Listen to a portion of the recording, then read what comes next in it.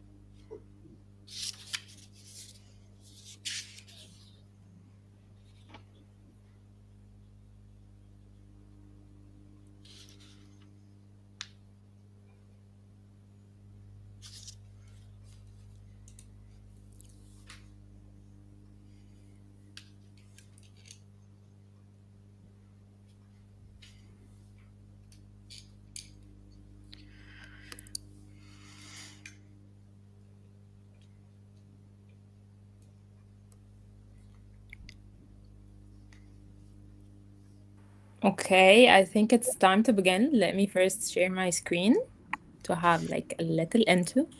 Okay.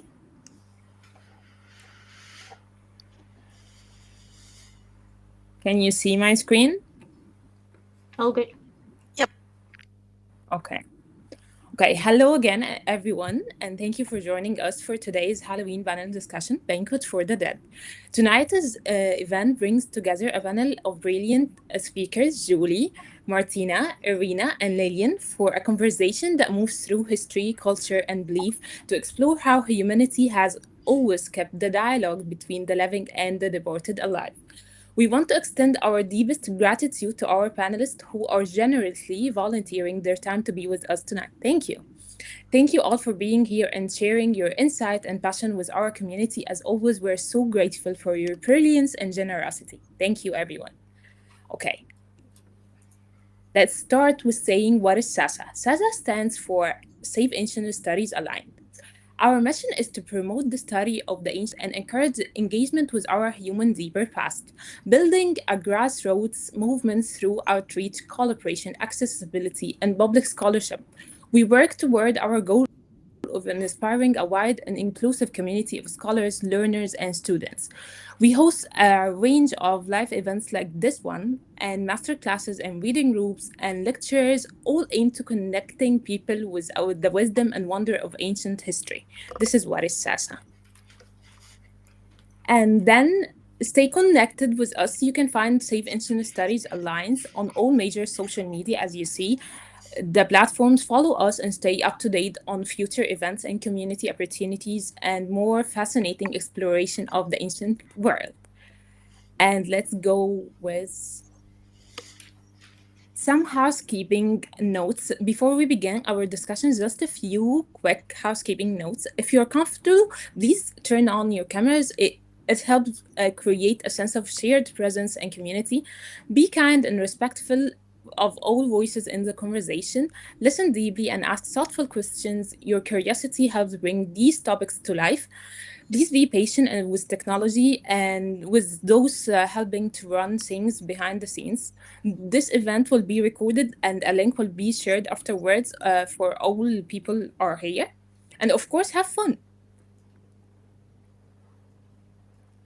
And if you enjoyed today's session, we would like to invite you to help support SASA. There are several ways to do so. Join our community of SASA supporters for as little as $5 a month. Subscribe on Twitch for $5 per month, or receive discounts on our SASA Bazaar, access to exclusive content, and more. Every bit of support helps us continue offering free, high-quality programming and keeping the study of the ancient world open to all.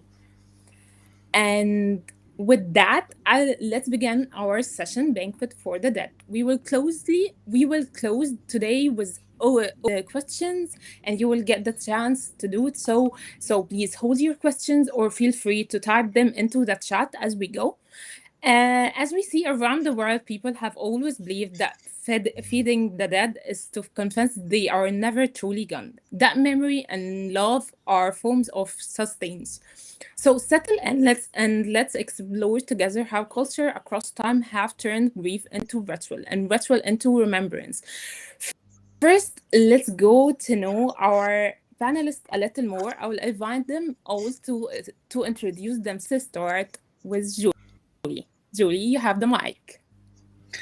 Hello, my name is Julie Levy. I am an independent scholar, activist, and YouTuber. You can find me on the internet on Blue Sky and Mastodon and Twitch at Zillable, that's syllable with a Z, or on my YouTube channel, which is Zilla's Athenaeum. Um, I am a scholar of ancient Greece, and in particular of historical linguistics. And I am a former SASA member and very happy to be back for this occasion. Thank you so much. Can we pass the mic to Martina? Yeah, hello everyone. Thank you for joining us. And yeah, thank you to my fellow panelists as well for being here, of course. My name is Martina. I'm a postdoc in classics at the University of Johannesburg. So I am in South Africa, but I come from the Netherlands originally. I mainly focus on the Greek and Roman world, but my studies were a bit broader. So I also know some things about Greece and Egypt and the Middle East so far, and I think that would be good for this discussion here. And yeah, looking forward to it and great to be here. Thank you. Thank you so much. And now can we pass the mic to Lillian? Hi, everybody. I'm Dr. Lilian Céspedes González. I have a PhD in history from the University of Winchester in the south of England. The topic of my dissertation is just far too complicated to waste time here right now. But in theory, I'm a cultural scholar with a specialism in the Norse, the Middle Ages overall as a medievalist, gender studies, and culture, just to wrap it up. And I actually, like with Julie, I was part of the SASA team for some time. Very happy to be back here in the house as well. And perhaps you might have seen me in some other talks because we've done a lot of archeo tours in this channel. So that's what I actually normally do on my day job. Besides lecturing to the public, I'm actually a tour guide trying to get everybody to engage with history and culture in a way that is more sustainable and accessible for as many people as possible, which is why I'm delighted to be here, particularly with so many people that I know from many other projects, which is always a delight. So really, really good to be back. Thank you so much. Now can we pass the mic to Irina?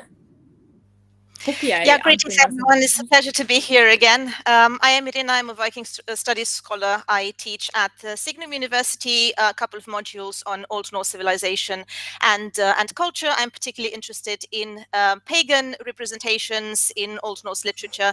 Otherwise, I am also a research affiliate with the University of Chester, and I also have a history project called Shield of Skuld running on both YouTube and Substack, so public history, essentially. This is great. Thank you so much. Thank you all for your lovely introductions. And tonight we're setting the table not for the living, but for those who come before us, exploring how cultures across time have kept the conversation between the living and the departed alive through food, ritual, and remembrance. So let's begin this discussion with our first questions. That one that would help people to set the ground for the conversation, which is what are the feeding ritual in your culture or any culture that you know?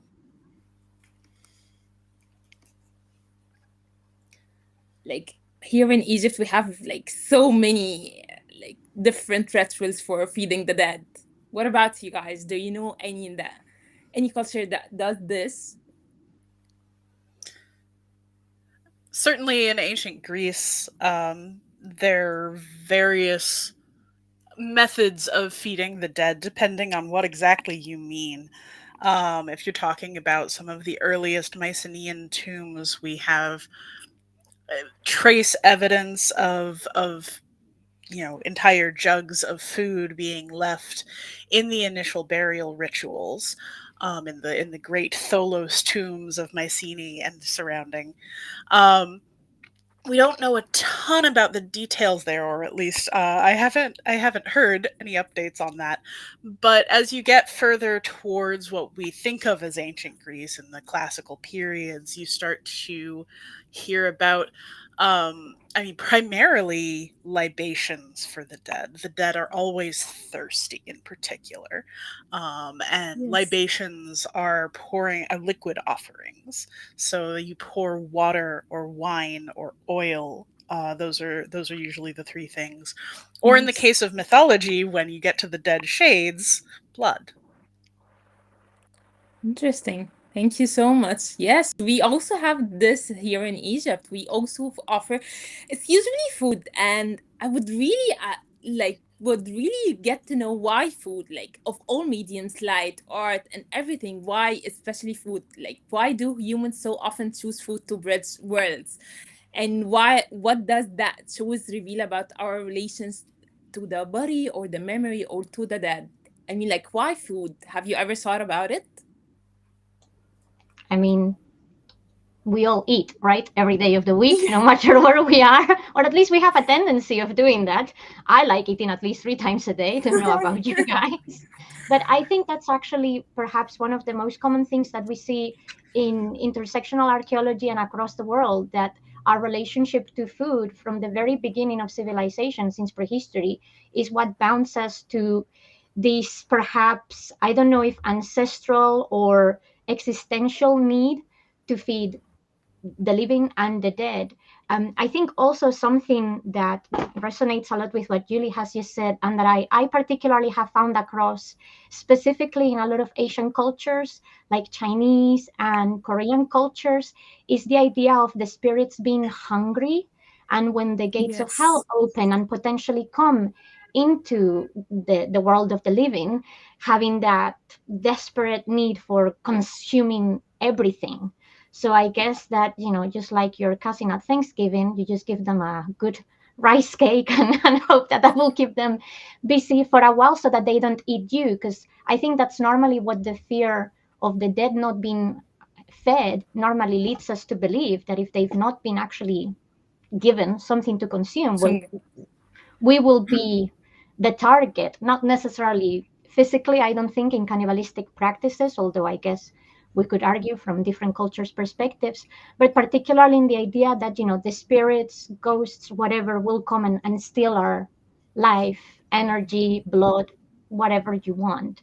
And I guess that, at the end of the day, it's a very common human experience. So I think to the yeah. very least, there is an anthropological reason for that somehow. Yeah, I also Thank you think it's so a way much. to maintain community. I mean, you integrate and you keep the dead in the community of the Yeah. living. So it does have this aspect of social construction, and social construction means integrating both the living and the dead. And an interesting example just came to my mind from a medieval saga, but it does give us kind of like an idea of what was going on. The saga of the people of Eire. There is an episode with a gang of dead people. So some people who were drowned who actually take part in their own funeral feast, which is a pretty terrifying image. But when you think about it, it kind of resonates with this whole idea of integrating both the living and the dead. So they essentially come and occupy a space that is preserved for the living, and essentially these ghosts need to be banished, otherwise the community cannot function properly. But the main idea is, how do you keep the dead with you in a way that they don't disturb you, the living, Yes. and at the same time satisfying the ones who are gone. So, kind of like that. Yeah, to kind Yeah. of speak to a couple of the things that have been said, including in chat, but also Lily and Irina have brought up some points that I was thinking about. We have a large range of traditions even today, from the Mexican Dia de las Muertas, where you offer food, like favorite foods. You're trying Yeah. to entice your loved ones back to you when the veil is thin between the worlds, um to the placation of hungry ghosts in Japan, where there are these terrifying spirits that you want to kind of keep sated and away from you, but it exists sort of simultaneously, right? As there's the evil dead who are out to get you, and also the beloved dead, right? I'm So, among other things, I'm an Archeo gamer, and one of the games I'm playing right now is a Chinese-made game where you have this very Dia de los Muertos like Day of Memories. Mm-hmm. Pardon me, and the whole idea of it is that the dead are drawn closer. Like, you try to make their favorite foods, you try to bring them into your life. It's more than just an abstract remembrance, right? It's almost a summoning. It's like you're trying to pamper them so they don't ruin your life. Something like this. Yes. That too. Yeah. Yes, totally. Well, but you might also want to have your grandmother come and say hi for an evening. That would be nice. Yeah, probably. Yes. This is why, like, you would like offer her favorite food or something like this if you actually miss her. And actually, another perspective of this is probably we have in ancient Egypt this thought that we have the afterlife, and the afterlife is so similar to the life we're living today, and they have this thought that maybe it's offering food to the dead is like bringing them or offering them energy so they can go on with their life in the afterlife. It's like we're helping you to maintain a good healthy life even in the afterlife. This is how they see it in ancient Egypt. So okay, Right. yeah, Oh, sorry. please go ahead. Well, I was just also thinking, it's one of the more well-known globally sort of funerary practices of, sending off the dead pharaoh with food and Yes, goods and Yeah. for the journey, right? yes, it's like Yeah. it's like you're backing his backs to have this journey, like, and a well shaped, like, yeah. Okay, let's move And I'm to our thinking, yeah, go ahead. and Yeah, I'm please go thinking ahead. of another. I'm thinking of another example that shows how food was very important. It still is to us, but also in the ancient world. In Pompeii, for example, they found the tomb of the baker and his wife, and the baker was just a baker, but they built a massive tomb for him, where you can see the things like the oven and the breads all being part of the tomb. And I think that is very fascinating in the way that it shows that someone who was a baker, who was fairly simple, fairly low class in a Yes. way, was seen as so important that they built a massive tomb for him. Yeah, Yeah, I this was is also thinking of a connection. Sorry, maybe my last comment. I was thinking of something I've read recently about some ethnographic studies done on Finno-Ugric peoples. So the Kanti people, for example. And this is not, this is probably something very ancient, but this is stuff from like the 20th century. So some of the deceased, they were put in boats, and then on top of the boats, some house-like constructions were built, and they also had windows, and through this window you could like send the dead maybe a small token and also a little bit of food, a little bit of drinking, and you could like gather as a family there to commemorate your dead, but at the same time share that time with them. So I found this example very interesting, because you essentially create this sort of like memorial context where you can link very well the living and the dead. So you can serve food, you can serve food for yourself, but at the same time you're basically drawing back the dead to your own world, or you keep in touch with yeah, them. Yeah. yeah. This is such an interesting point. Thank you for sharing this. Okay, any other comments? Okay, let's go. Yeah, let's move ahead. Okay, I mean, like, feeding the dead assumed that they are still present somehow here, even if unseen. I mean, like, what forms of presence do these rituals imagine? Ghostly, ancestral, emotional? Have you ever thought about this? Like, is your grandma coming as a ghost? Or as a spirit? Something like this. Have you ever thought about this? One thing that has been coming to mind as I think about my own traditions, i- in Jewish tradition, there's the dead are gone. There's you don't leave anything perishable. You don't even leave Yes. flowers. You leave stones. Um, so there's no tradition of feeding the dead as such, but there is one tradition that sort of evokes it, and that is on the Passover Seder, you leave a plate out for Elijah, the spirit of Elijah, um, who might come and visit your table.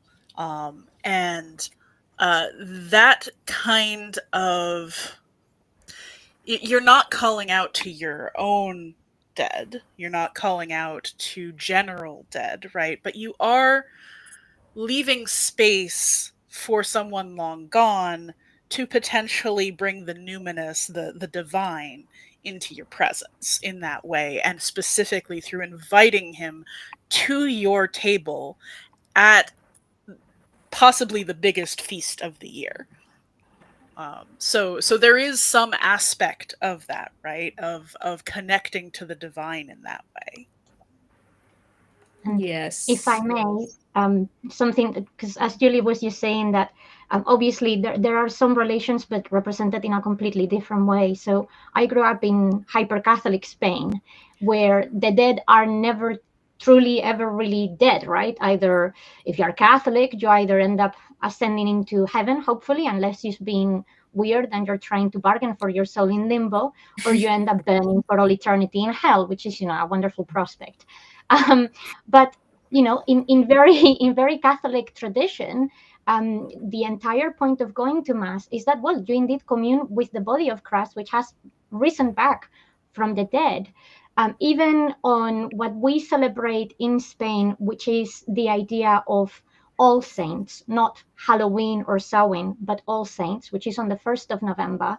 The idea is going to a cemetery, and although the dead are not really believed to be around us, but more in an existential, metaphysical, religious way, Yes. connect with them so that they are aware that we are still thinking about them. And the idea of all of those masses that people in the Catholic Church, ever since Roman times, and particularly during the medieval period, the idea of buying so many masses so that people keep on praying for you, so that your memory is still alive, so that you're still connected with the people, and the constant act of the Holy Communion. In a strange way, I always say, Catholic people are constantly performing auto cannibalism. They are constantly consuming the body of Christ, which and drinking His blood, which I think in many ways takes us back to these farther ancient rituals of connection with our community. Of course, it's not a direct death in the way that perhaps we see it on a more day-to-day basis, but it is a metaphysical and religious death, which at the end of the day sets the precedent as to what we believe the afterlife is going to be like, and therefore what the lives of our beloved will be once they depart us. So I think there is something that goes around in that cycle somewhere, somehow. Yeah, I definitely Yes. agree. And this reminds me, so as Lillian already said, so in the Roman Empire, for example, during pre-Christian times, you had all these memorial feasts going on the 3rd, 9th, and 40th day. This was also preserved not only in the Catholic Church, also in Orthodox churches, for example. This is something I grew up Orthodox, so this is also something that with the community I grew up with did and still does. But I wanted to point out that these sacrifices were transformed in the sense that they were sacrifices for the dead in pre-Christian times, but then the church was like, yeah, maybe it's not a good idea to sacrifice for the dead. Maybe we should change that, like sacrifice for the souls of the dead on the one hand, Mhm. or for the poor, something like that. So they really tried to transform it because, yeah, Christianity, but people were not listening, especially people in isolated communities or in rural communities. They were doing their thing. So, for example, we have a council in the 8th century, so Concilium Germanicum, which established that bishops should really prosecute pagan customs like sacrifice it to the dead, because it was no longer in accordance with the new faith. But that new faith actually allowed for such pagan remnants to survive in a way. It's something that, just kind of going back to this, it and what you guys were saying earlier, just reminded me of actually a very strange tradition. I always thought it was weird, but you grow up with it, you just don't question it. It's what people do. In Spain, both for All Saints and for Easter, which at the end of the day, I guess is another funerary like rite, or funerary and rebirth. We have a sweet that becomes really popular in confectionaries, and I'm sure other countries must have something similar, which we Yeah, call we have a huesos pretzel. de santo, which is saint's bones. And they are literally like teeny tiny pastries filled normally with some kind of um, sugary content and glaze or whatever. And they are literally, built in such a way that you are quite consuming the Assuming. bone of a Yep. saint, so to speak, which is it seems to be, I don't know. I don't know if that kind of is our own idea of even keeping the dead inside us, with us, in a more modern Yeah. perspective. But it is definitely pagan, right? That's not necessarily a Christian or a monotheistic practice of any kind. That is something that is definitely associated with a much further right in many ways. And to sort of Yeah. return to antiquity and what cultures thought of when they were doing these rituals, are the dead really with us? In most of ancient Greece, what you have this concept of the land of the dead as a place of disconnection from the things of the mortal world. There's a common idea that like the sun and moon do not shine on the land of the Sean. dead. Um, but also there is not sustenance in the land of the dead for the most part. The shades are thirsty. They don't like they're driven to drink from the river Lethet, like not just because they're forgetting their past, but because there's no other water, right? Like this is a barren realm, with one major exception mythologically, which is of course the pomegranate that Persephone eats from, that keeps her in the underworld. um so there's this sort of interesting, um the dead are penned in a way away from the world of the living, and in order to reconnect with them in in a specific way, you have to go to some extraordinary lengths. So in our mythology, we have, these catabases where heroes will go down to the edge of the underworld or even into it, and then offer sacrifice, usually libation, usually blood, um, at that kind of extreme. But the more everyday connection that you'd be able to do would be to pour a libation or make a sacrifice of an animal at the grave. Um, and so you can there's a physical place that is the underworld, because we have these gates that they thought of as places to actually go into the underworld, but there's also the spiritual connection at the gravesite. And it does depend on where and when. Of course, ancient Greece is a big Yeah. range of time and space. So they're different. Like, we don't have that kind of evidence for the Mycenaean tombs I was talking about, but in sort of what we think of as like classical or ancient Greece, you might find these sort of libations being performed. Like if you look at uh, the word the words of Aeschylus, the playwright, for instance, there are funerary rites of offering libation to the dead, the specific dead. Pardon me. Um, and you also get these sort of hauntings, as of the unquiet dead, of the shades coming back if they aren't Mhm. placated, if they aren't properly buried. Um, and so that kind of duality, again coming back to the the malevolent dead versus the benevolent dead. Um, you do get that sort of dichotomy in ancient Greece as well, but the actual connection to the material world is kind of tenuous, and you have to like make it yourself. And I think Irina, earlier you mentioned the Roman tombs, where you Yes. can pour libation. I was reading something recently where it said that some of them have actual pipes for the specific purpose. Um, so like there is something very serious and important to people about offering to specific dead.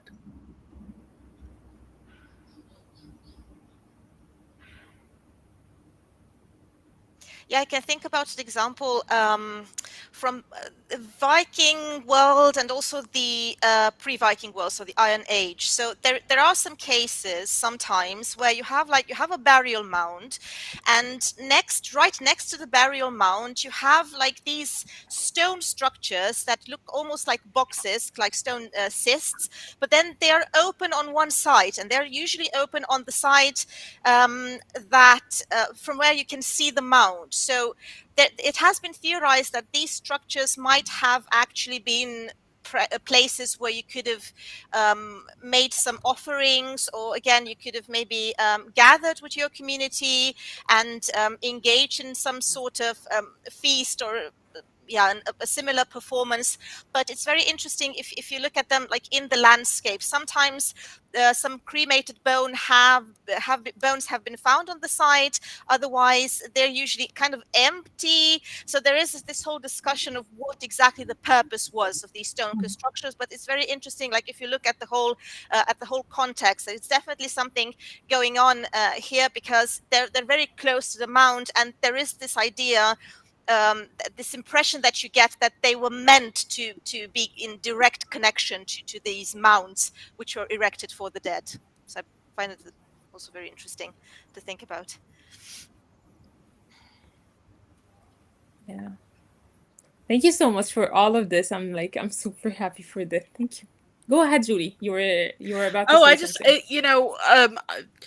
take this with a grain of salt. I'm not an expert in this area, but one thing that I have read about in a lot of indigenous peoples, especially in Asia, in the islander communities, I believe, is the practice of, we were talking about, Lillian was talking about the transubstantiation, right? The literal consuming of metaphorical flesh of the dead.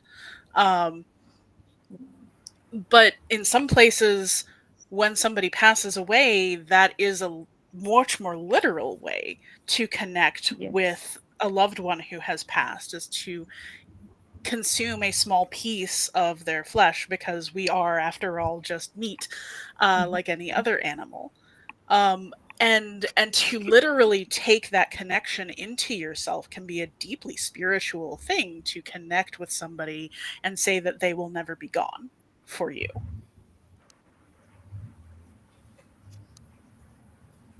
Yes.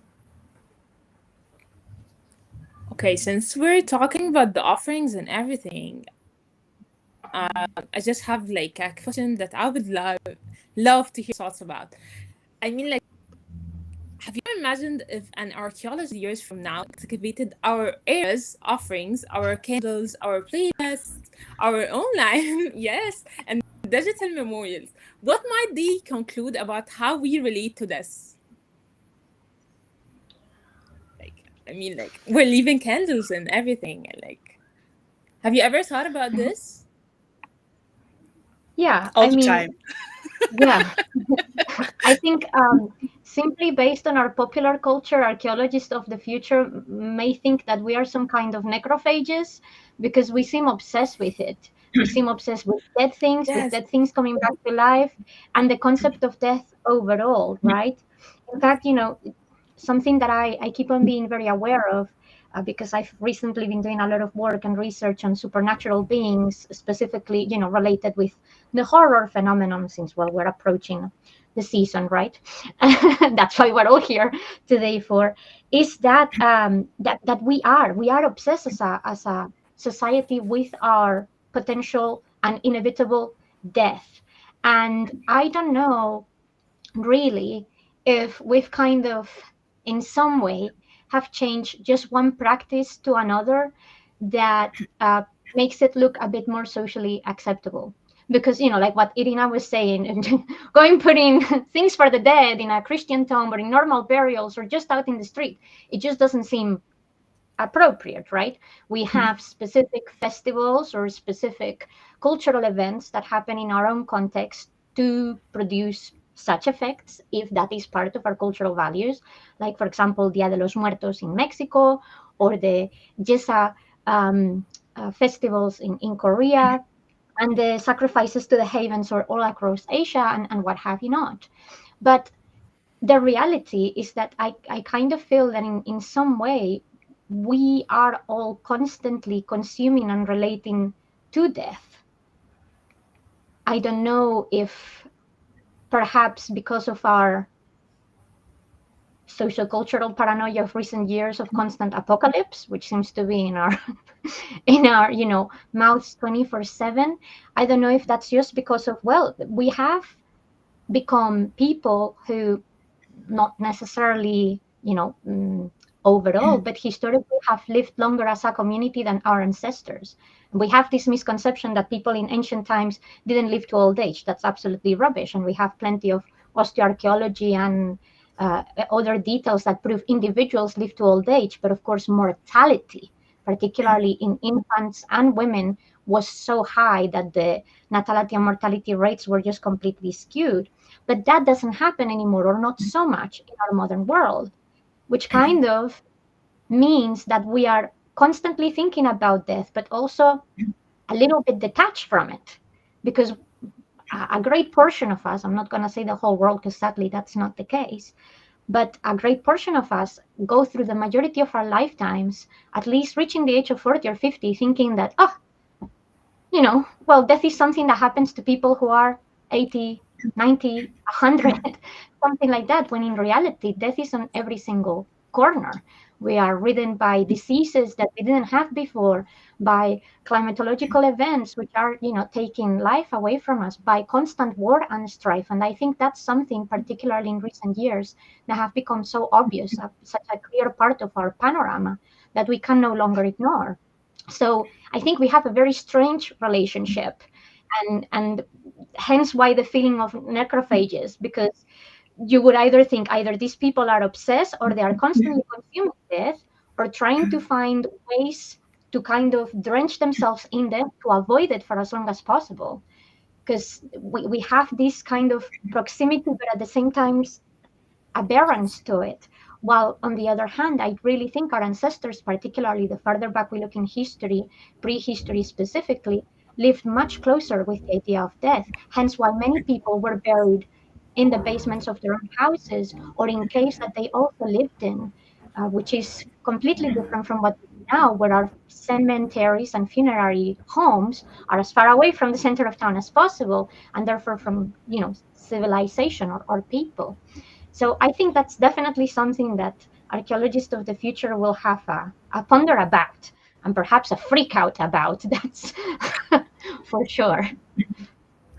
Yeah, just to sort of build off of that, I think in particular right now we're in this moment of the extremely wealthy being extremely obsessed with death and immortality in a way that was perhaps not as possible previously. I mean, it's not that it was never it's not that it hasn't ever been a thing. Like you see stories about ancient Chinese emperors trying all sorts of magic to prevent their own demises and things like that. But we have right now this I'm going to call it a democratization of life extension. It's not really. It's only available to the most extremely wealthy. But if you look at some figures of modern pop culture, for instance, like Brian Johnson, who is living basically a non-life in order to try and never die.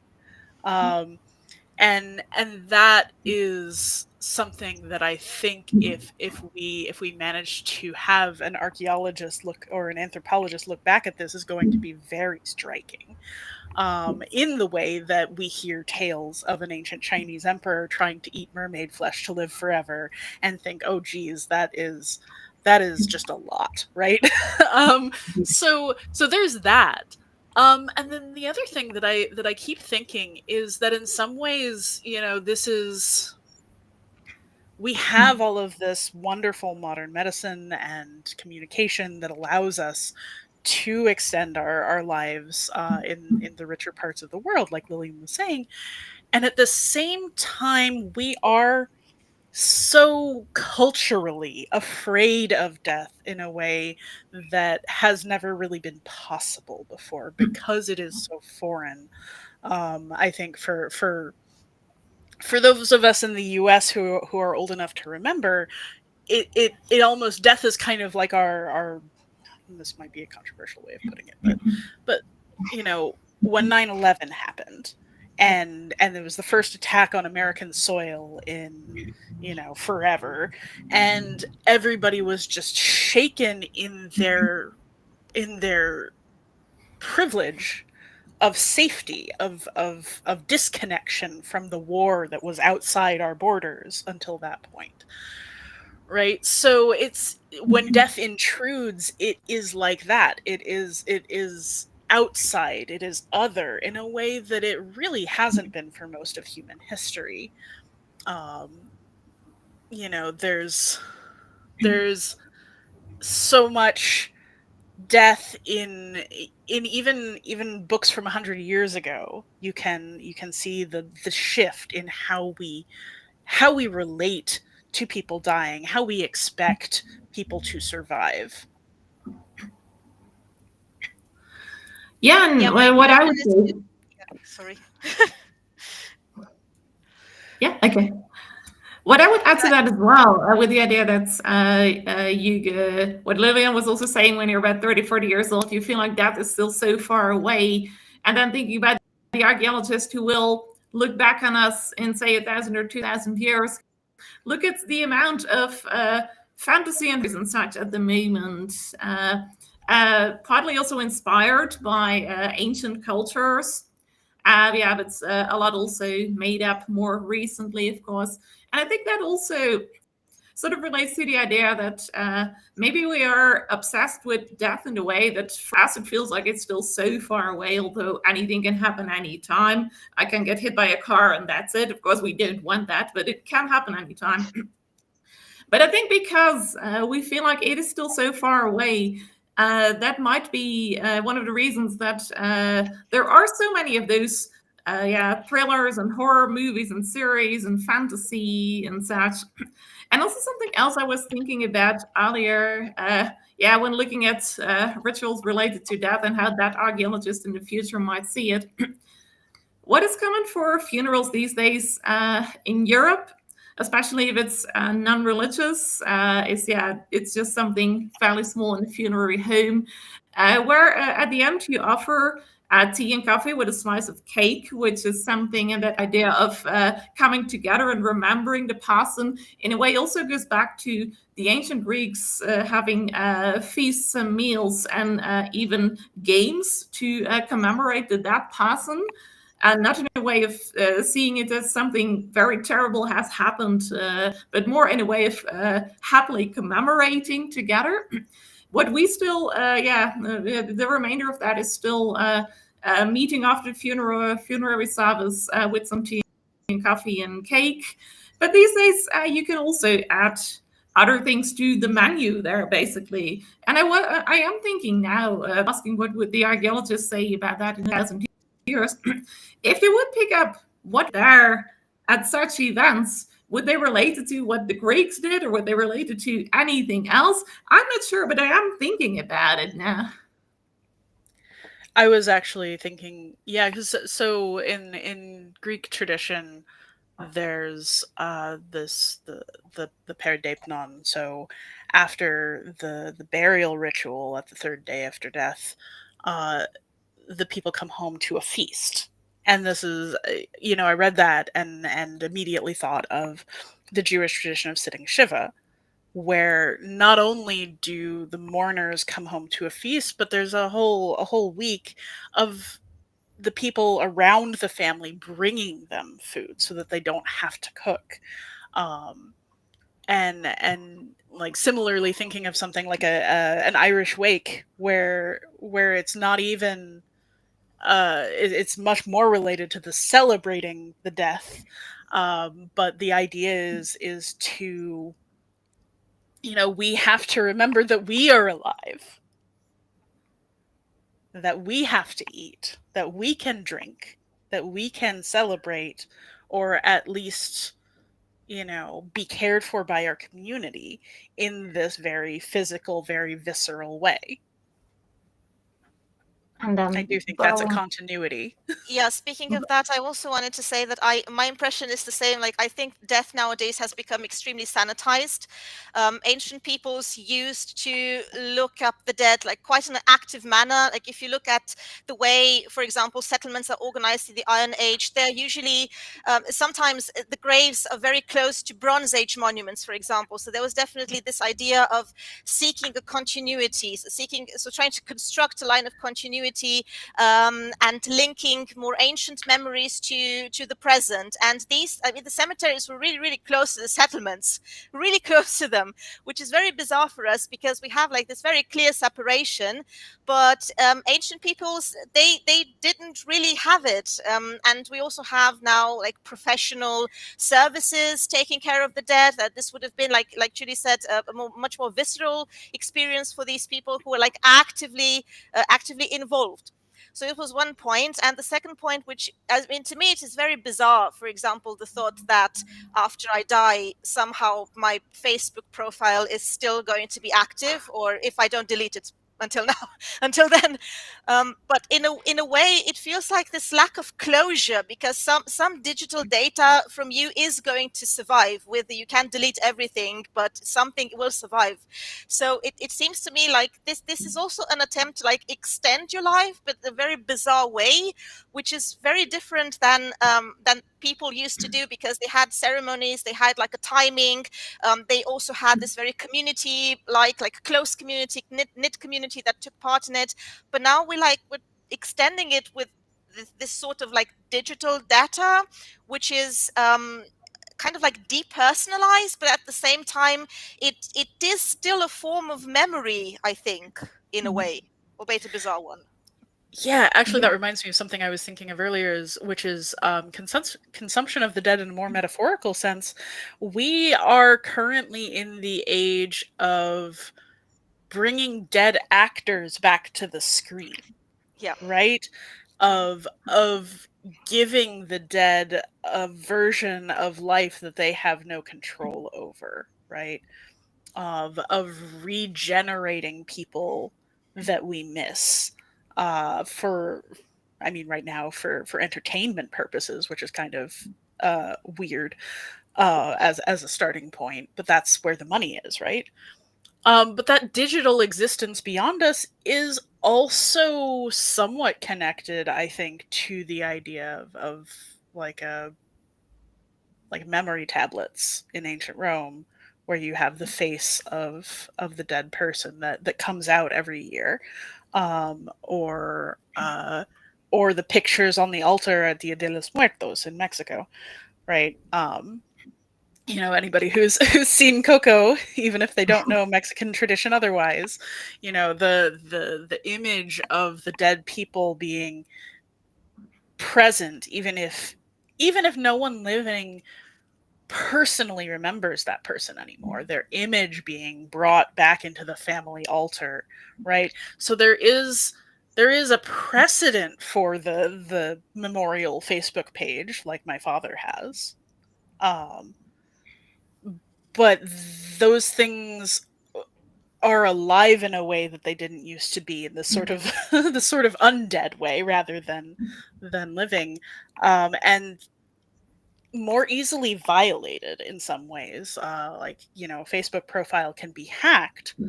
And I bring up the example of my father's Facebook page. In fact, his Facebook page was hacked about a year after his death, and some spammer started sending ads to all of us who wish to remember him.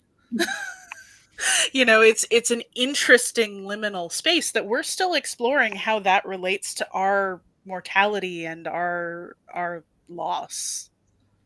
I think if we can preserve that for a future archaeologist or anthropologist, they are going to have a very interesting time unpacking it. The digital nature of it being somewhat problematical for that, though. I think this is something that I've been actually thinking about this since we said we were going to do this panel about I guess our understanding of what a banquet for the dead is. And actually, this is very much in line with what Brian Smith on the chat has said. By the way, thank you everybody who's been dropping messages. They've been really, really nice, and we are reading them, by the way. But it's the idea that actually all of these things that we do are not actually for the dead.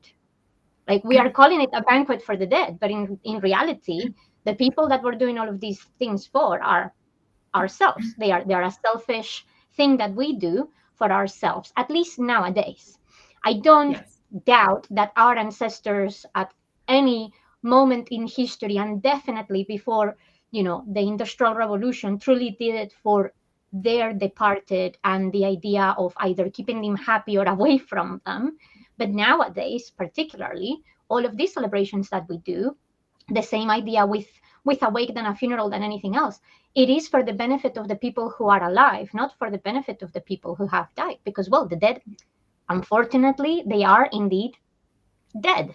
If they are here with us, they are definitely not in the same way that any of us, right?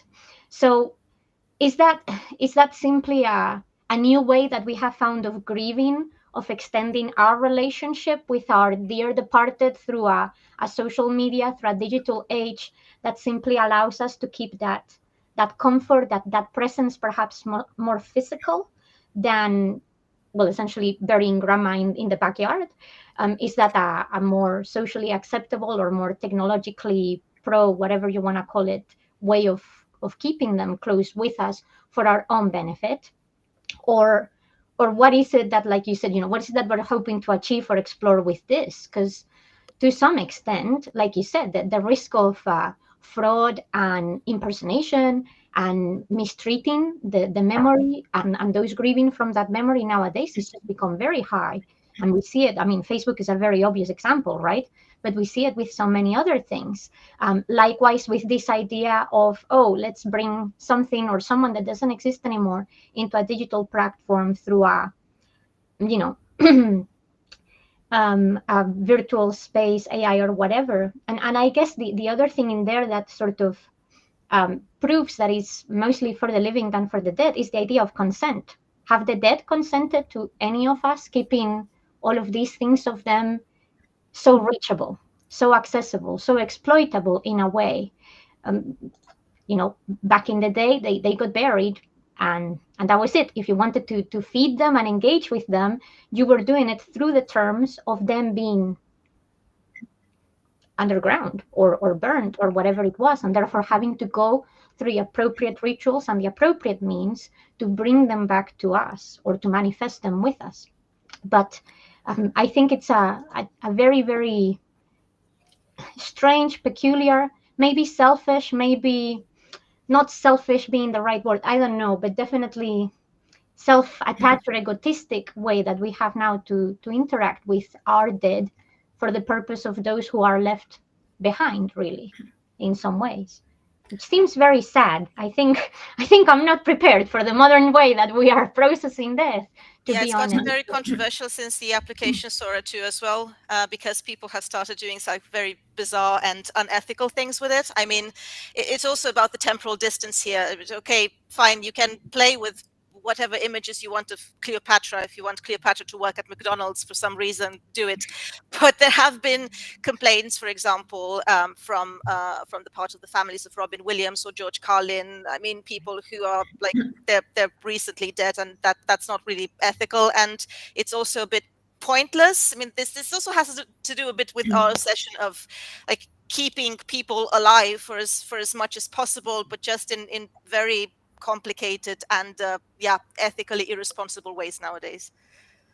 I do want to push back a little bit on the idea that this is sort of a universal detachment, though, because I do think that there is something to be said for the places where people do more traditional offerings, food that doesn't get eaten, food that is specifically set aside for the dead.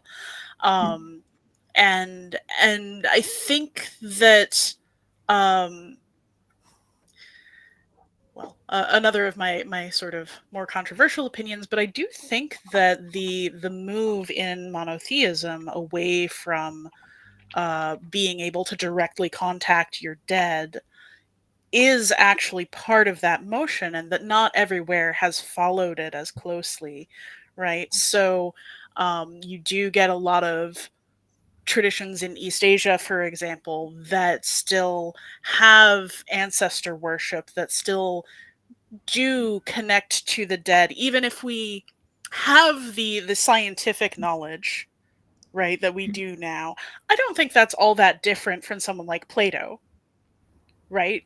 Um, saying, like, what we see is kind of what there is. Like, there's not a huge change in the percentage of people necessarily who believe in a spiritual realm that is somewhere other than the world of matter. Um, but I do think that our traditions, especially in the more monotheistic dominated places, have moved us towards um, seeing the dead as something we can't touch, and that actually gives rise to a movement like spiritualism, right? Of these people who claim that these psychics, these frauds who claim that they can speak directly to ghosts, is that desire to see those who are departed never goes away, but it becomes more underground in places where it isn't part of the everyday culture. And I don't think that you get that as hard in places where there is still active ancestor worship or active ancestor offerings. Yeah, And I speaking of think ghosts, actually, that's sorry, go ahead. okay. I just wanted to say, speaking of ghosts, in like you said, in monotheistic religions, I also think that we're dealing with an evolution here, because the dead at the beginnings of Christianity, at least, they were much more corporeal. Like, okay, we have all these examples from old Icelandic literature, the best known ones because they're very physical. You interact with them, but if you read, for example, the stories mentioned by Thietmar of Merseburg in his chronicles, he discusses some practices that he thinks were like at the confluence between Christianity and the pagan practices of the Slavs in the regions that we're talking about, the eastern part of the Holy Roman Empire. And he does have some pretty horrific stories about monks seeing people taking part in masses. So the monk wants to go to the church. It's very early in the morning, and when he wants to do that, he sees people rising from the dead and organizing like their own church mass, which is something, it's a terrible sight. And in one of these stories, the dead seem so disturbed by his presence that they end up burning him alive. So yeah, at the beginning, I think the image would have been much more complicated, and with the passage of time, like, we have this more ethereal image of the ghost, which is popular nowadays as well. But at the beginning, I think this relationship to the dead would have also been a little more physical. Yeah. Which I think brings us back to what Lillian was saying about horror, right? So we have these zombies which no longer have the spirit, the soul. We have ghosts which no longer have the Yes. corporeal, and then we have things like vampires who sort of inhabit this realm in between of you know they have to take sustenance from the living in order to maintain that half-life. And I think that is not a coincidence, right? Those all come from these various folklore traditions that span back uncountable centuries, and have slightly different incarnations all around the world. But we do have these ideas of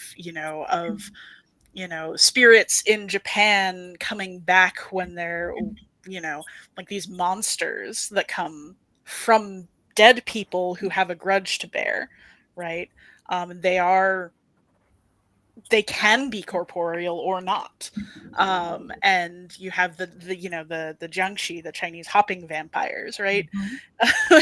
which have that same weird relationship of parasiticism with living.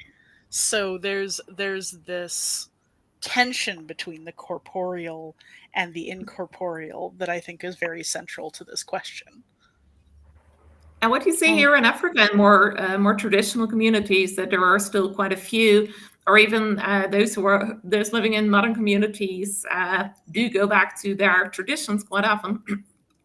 What you still see is that there is also still a lot related to burial and such, and coming together with families, quite often also with sort of religious witch doctor type figures who believe that they are still in touch with the deceased person. Sometimes, as if, stories from what I've heard, people having sort of discussions with the deceased person through this sort of witch doctor figure. So you still see it here in Africa.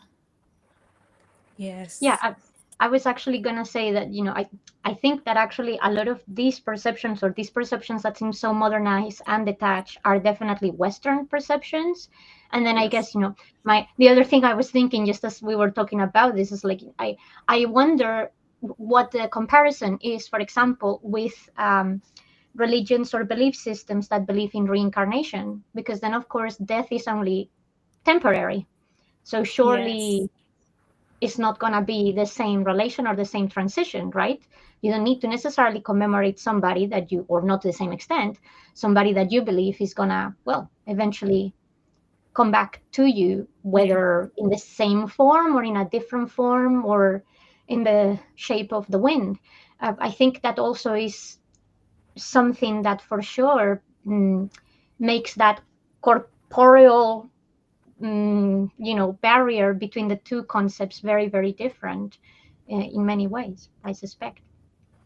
Yeah, it can also be very vague and ambiguous. I mean, when I read the Old Norse sources, for example, I mean, even the medieval ones, you have the idea of reincarnation, for example, with the hero Helgi Hundingsbani, and you also have the idea of heroes continuing to live in the grave, but then at the same time they're in Valhall. So when they want, they can come back and live in the mound, and when they want, they can go. They're summoned by Odin, and they have to go be the Einherjar of the gods. So it would have been, I think, much more complex, the way pagans would have imagined things and like the afterlife. And sometimes we can also see it in the landscape, for example. So we have the site of Gudme in Denmark, where there is a hypothesis that they would have tried to like represent the realm of hell in the landscape, which is very interesting. Like the graves are in a way close to the settlement, but at the same time they're separated by some rivers, which are kind of common not only in Norse mythology but also in all kinds of mythology. So it's something you can see cross culturally. But I Yes. think that there would have been a lot of diversity in the way people would have imagined the afterlife in general. So much beyond the written sources. Yeah. Yeah, I'm thinking now about just how common the reincarnation idea is, because you don't really want to believe that your dead are truly gone. You don't want to believe that Yes. this is it. This is all you get, right? It's hard to conceive of your own non-existence, um, however far away you might believe that to be. But you have in ancient Greece, for example, where you have this canonical afterlife of basically being penned in to Hades eternally. Um, you have all of these little mystery cults spring up that promise renewal and rebirth in some fashion. You have, the Eleusinian mysteries that talk about the cycle of Persephone and sort of a rebirth in that direction. Or you have the Orphic mysteries, which have, we have we have a gold tablet with literal instructions of, you'll see the spring of Lethe, do not drink from it, do not go near it, go to the water of memory, Nemosune, go to this lake and drink from those waters. And it's like, take a left turn here, and you'll be brought back to the earth. um and so even in the cultures with the sort of the strictest idea of once you're dead, there's this continual hope of renewal, hope of rebirth, Yes. hope of reincarnation, and that is true for every culture that I know enough about to have And an opinion on.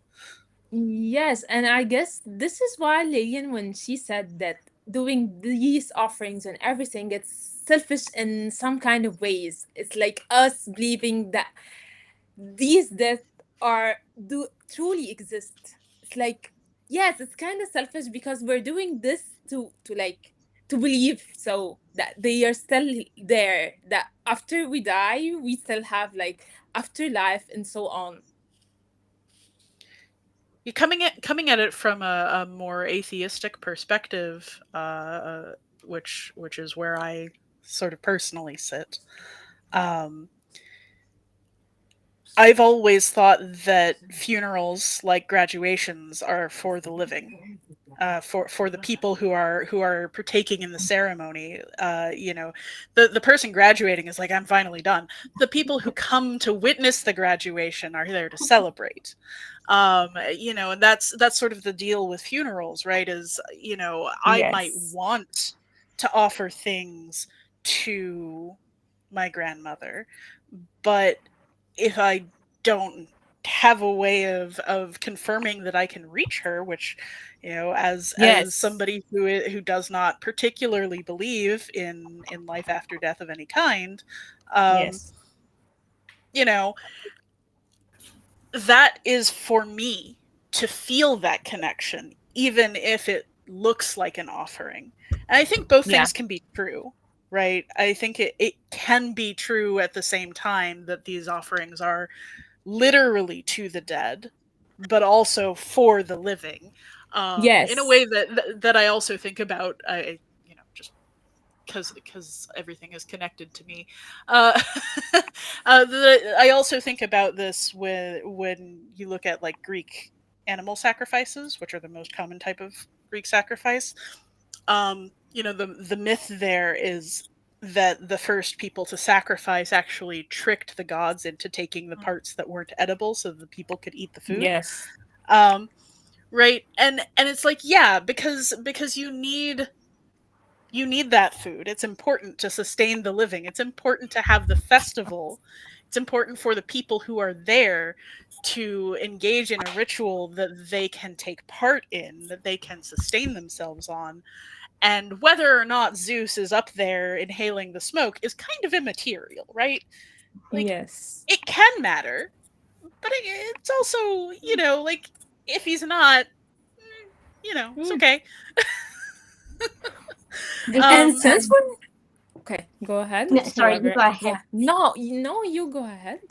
This is something that I was thinking earlier, completely forgot about, and it's just come to me that actually, if you look across the world, and you pay attention to where we see these traditions of festivals that still commemorate the dead or procure for the dead, many of them are actually associated or right at the end of harvest season, which is not coincidental because, like Julie was saying, you need to Yes. feed whoever you need to feed, whether they are dead or alive. You need to feed them.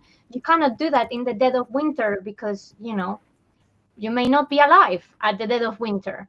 You have to do it when you have the resources and where the resources still mean something to the community, and when they mean something and when you can spare them once again. Sure, you've just gathered your corn and you can give your grandma, your great grandmother, and a cousin that you never met, a cob each, or even more so because you're feeling generous and you have it.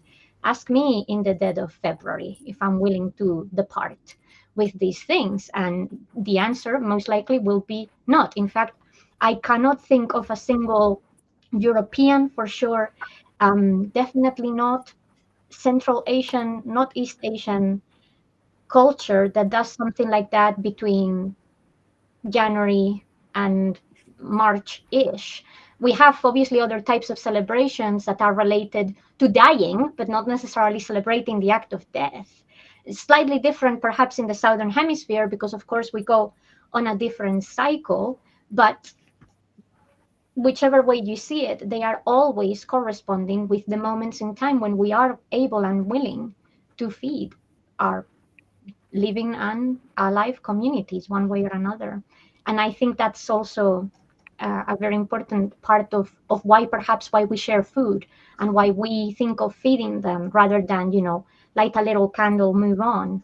You can light a candle any moment of the year. Yes. If you see what I mean, it's not necessarily so special, because of the very value that we have given to that resource simply for survival.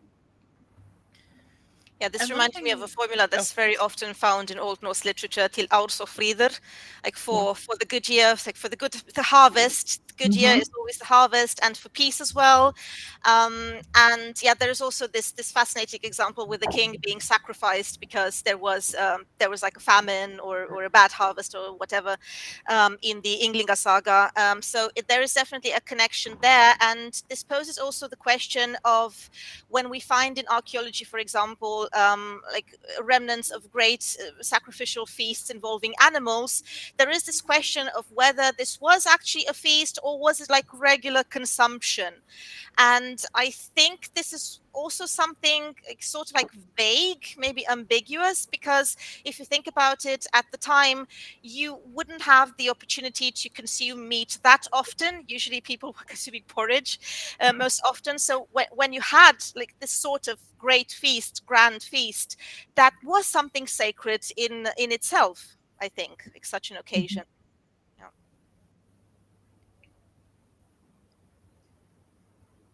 one thing that Lillian's point reminded me of is, the seasonality of it all, right? The ancient Greek funerary rituals could be any time of year, but they were mostly using preserved goods like oil or wine, Yes. or water, which can be got any time of year. Um, but one thing that was seasonal and specific to winter actually was the month of Gamelion, the marriage month. So weddings traditionally took place basically in February, and the food associated with weddings is like dried fruits and nuts. Yes.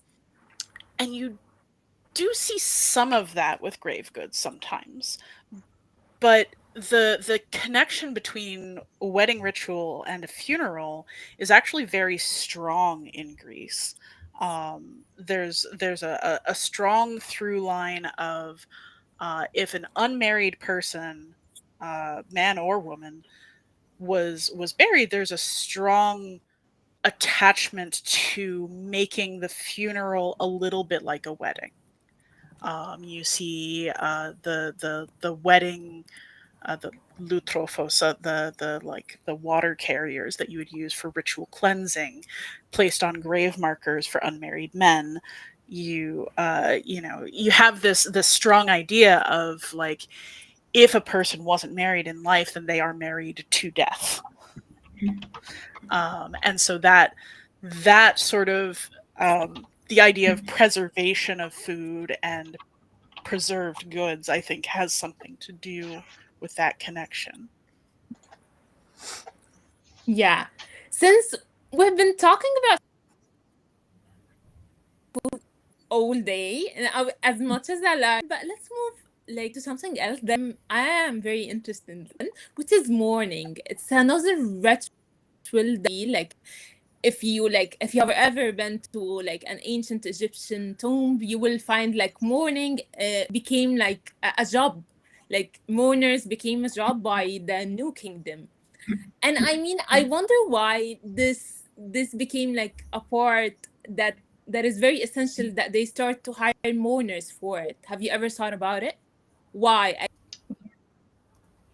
I mean, like if our loved ones are looking at want us to feel merged, maybe because we love them, but at the same time they would feel bad about this. In To know what you think about this.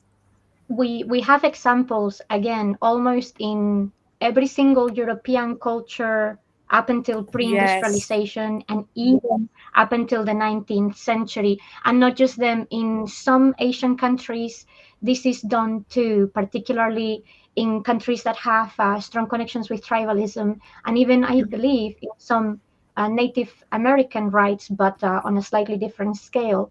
And likewise, I'm pretty confident, although Martin probably would be able to correct me, in African traditions, not just the idea of hiring mourners, but hiring people who will literally wail and scream and tear their clothes and their Yes. hair Yes. and inflict themselves pain Yes. on Yes. behalf of the deceased, or not just the deceased but the family.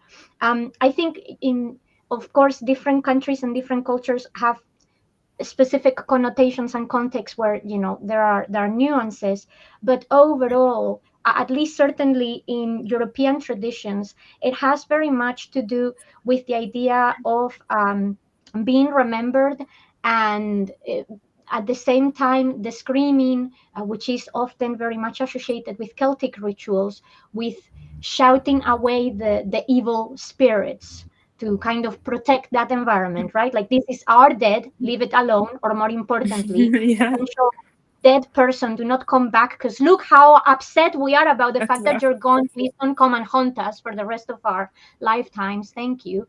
But also the idea of the guarantee that they will be remembered and spoken of.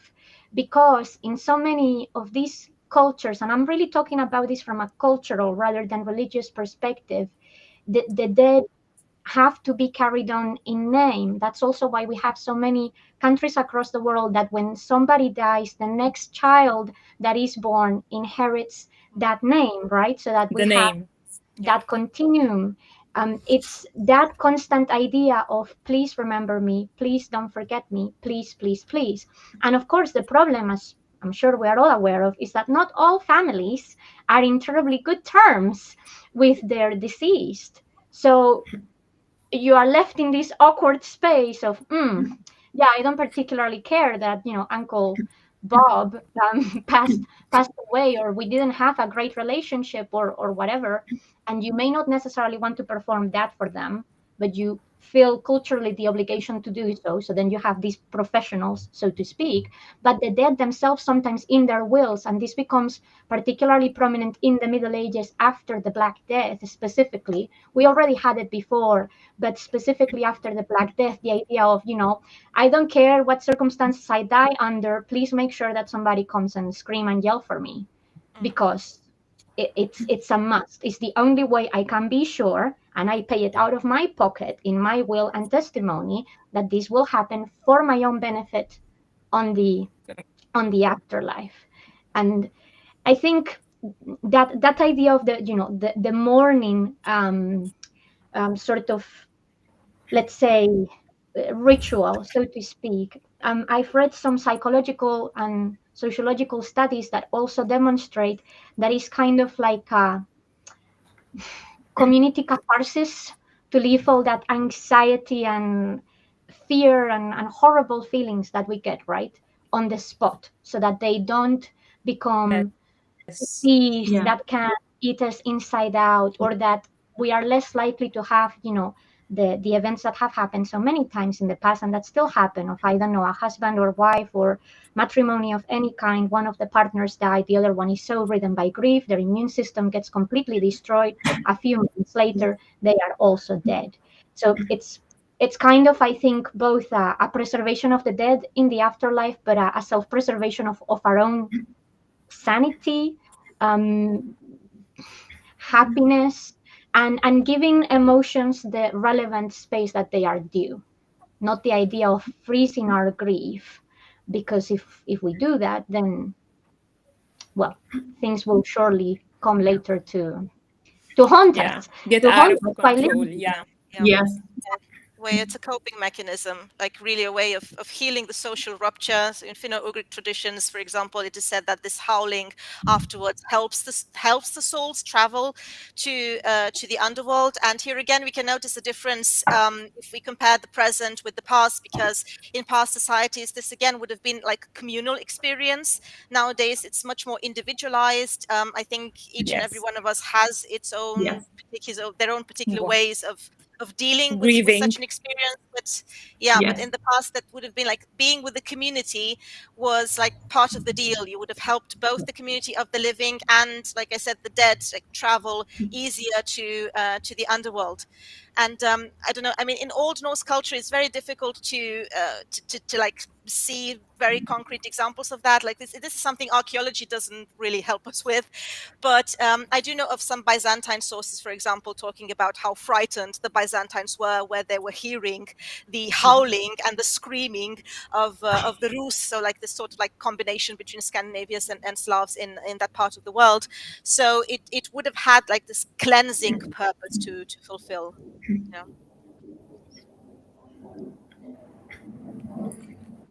Okay, as much as I would love for this discussion to last like for the whole day, I guess we need to move to the question. Thank you all. Thank you so much for our panelists for this beautiful exchange and discussion. There's so much to unpack about how food becomes a language between the two worlds. Now we have to move to the questions from the audience. So please write them down in the chat. I think we may have lost you there for a moment, Habiba. Yeah. You think? Just for a second. I'm not sure. Okay. I'm not sure if we heard everything that you were. Yeah, I don't think we heard the end of your sentence. Yes. Okay. I was that now we can move questions. Yes. Perfect. Very good. So I was talking to the audience already and write them down in the chat.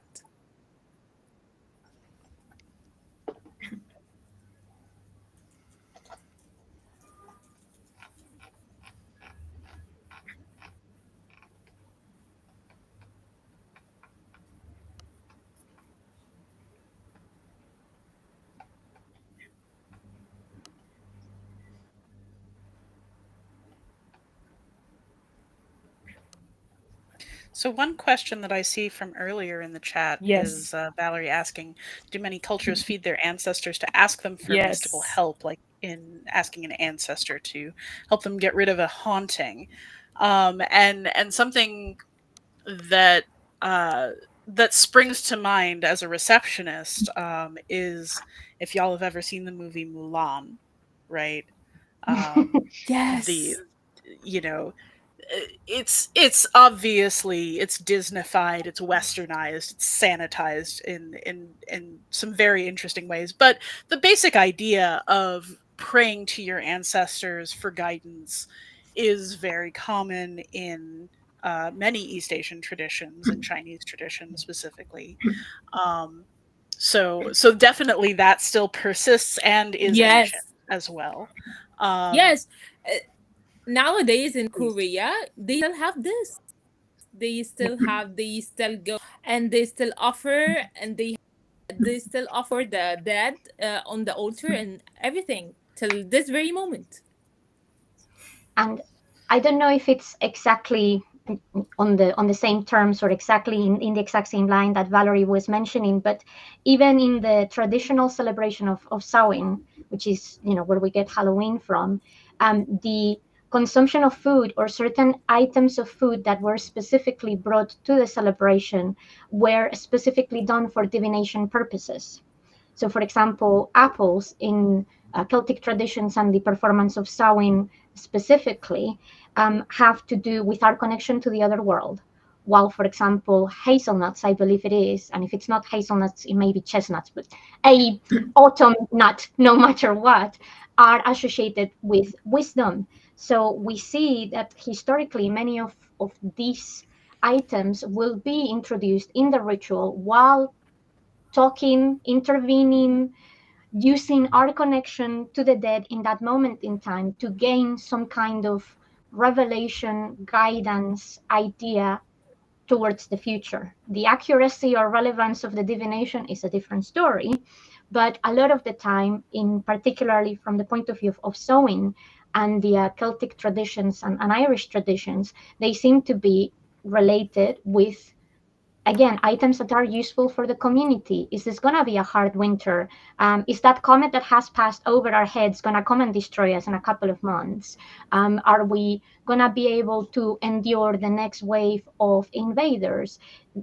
Things like that. They're not necessarily selfish divinations, though we have some examples where they're a bit more self-serving for specific individuals, normally the people who actually host the ritual, if you see what I mean.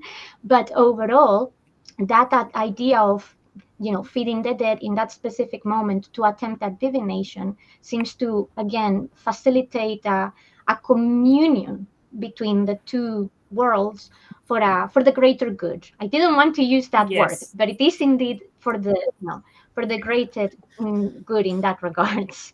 Yes. Yeah, especially Yeah, in Thank times you of so much. crisis. I was In times of just going to crisis, add that. yeah. Sorry, the Yeah, lag makes that sorry. interesting. I was I'll just go going to there. give I was just going to give an example that there's also in archaeology, like a theory that, for example, when you have like big amounts of cattle being sacrificed, they are generally associated with like these very big, large feasts happening in halls. But then you can also have something much more specific, like whole bodies of horses or even of dogs or pigs or whatever, placed in wetlands or wells. So this sort of like liminal space. And it's been theorized that maybe in these cases we're dealing with like more specific occasions rather than just these seasonal feastings. Yeah.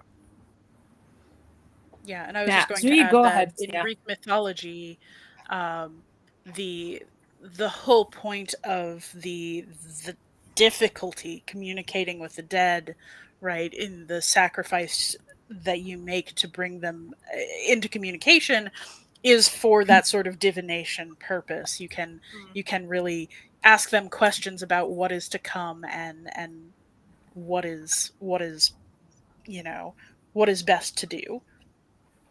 Yeah, Norse Yeah, mythology we have very doesn't really have to do with ancestry. It has to do with the dead in general. Like the dead are seen as those people who have a particular type of knowledge that can be made accessible by invoking them. I mean, we can even see Odin doing that when he summons from the dead the Volva in Voluspor. So the dead do have this power of giving you a particular type of knowledge. Yeah.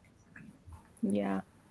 We have another question that is very interesting that I would love to ask each one of you. What foods would each of you like as an offering? This is a very interesting one. Yeah. Let's start with Martina. What kind of food would you like as an offering? That's a very interesting question. Thank you so much. Yeah. What? I really need to think about it for a moment. Actually, I like very many things. I would say something that other people can also enjoy.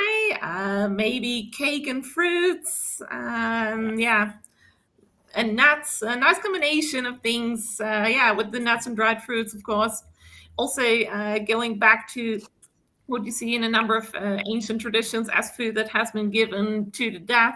Maybe also, maybe I would like that also as a sort of reminder in a way that I'm interested, I'm fascinated by the ancient worlds, and yeah, it's things I like, and I'm sure many people who will be there will enjoy it, and they can then have it on my Yes. behalf. But thank you, very interesting Yeah. question. This is so thoughtful of you.